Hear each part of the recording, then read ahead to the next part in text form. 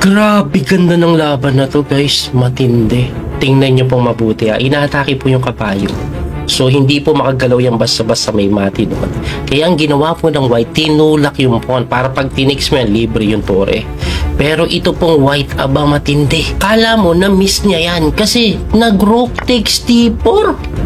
Di ibig sabihin may queen takes h1, check pa yan.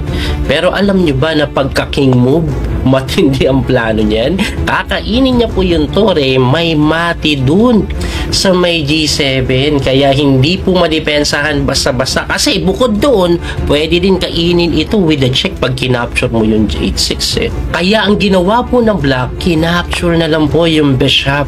Ngayon magtataka siguro kayo, coach, di ba may capture doon? Oo, meron at mati yan, pero pwede naman kasing kainin na lang po yung h6, di ba?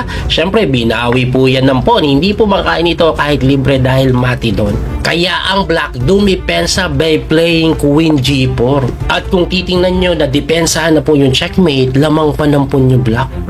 Pero ito yung matindi sa larong ito eh. Hindi mo aasahan yung tinira ng white dahil siya po ay nag-sacrifice ng reyna. Queen h8 lang pinakain ng buo. Pag ikaw nag-king move, delivery yung tore mo.